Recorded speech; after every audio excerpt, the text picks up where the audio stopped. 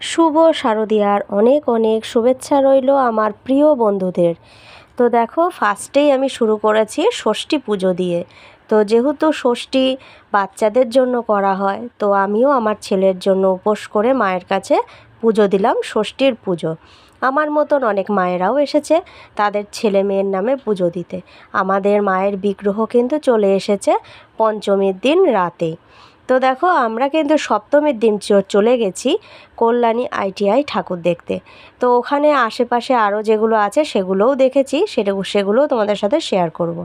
তো আমরা এখানে স্টেশনে বসেছিলাম ট্রেনের অপেক্ষায়। তারপরে ট্রেন ধরে যথারীতি আমরা চলে গেলাম কল্যাণী ITI বিখ্যাত সেই ঠাকুরটা দেখতে। তো গায়ে তো সোনা ভর্তি এই ঠাকুরটা, অনেক অনেক সোনা, মানে প্রায় 80 কেজি না যেন 100 কেজি সোনার গয়নায় পুরো একদম ভর্তি গায়ে।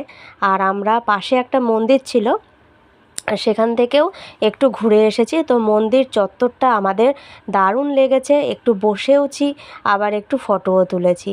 তো সবটাই তোমাদের সাথে শেয়ার করছি। আর এটা যেটা দেখাচ্ছি এটা হচ্ছে কল্যাণী ITI প্যান্ডেলের ভেতরটা।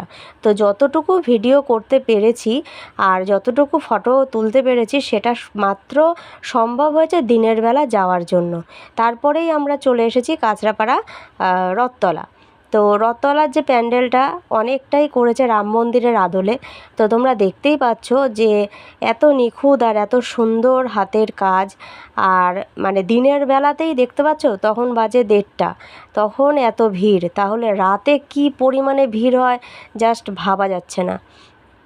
আমরা এই ভিড়টাকে এড়ানোর জন্য আমরা কিন্তু দিনের বেলায় এসেছি। তো আমাদের একটু আরও আগে আসাও মানে কথা ছিল। তো যাই হোক, একটা বিশেষ কারণের জন্য একটু দেরি হয়েছে আমাদের, কিন্তু তবুও আমরা 1:30টার মধ্যে ওখানে পৌঁছে গেছি। তো গিয়ে দেখছি বিশাল লাইন, রাস্তা জুড়ে লাইন। তো মানে মেন রোড থেকে আমরা লাইন দিতে দিতে আমরা গেছি। তারপরে চলে আসলাম অষ্টমীর দিন। অষ্টমীর দিন মন্দিরে মায়ের কাছে পুজো দিলাম, অঞ্জলি টঞ্জলি দিয়ে। এবারে সকালে লুচি তরকারি এইসব বানিয়ে ফেলেছি।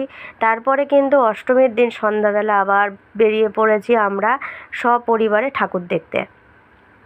তো আমরা কিন্তু একটু মানে তোমার রাতের বেলাই বেরাই, কারণ রাতের বেলা অনেকটাই জ্যাম কম থাকে, কারণ অতিরিক্ত জ্যাম হলে গাড়ি করে যাওয়া যায় না।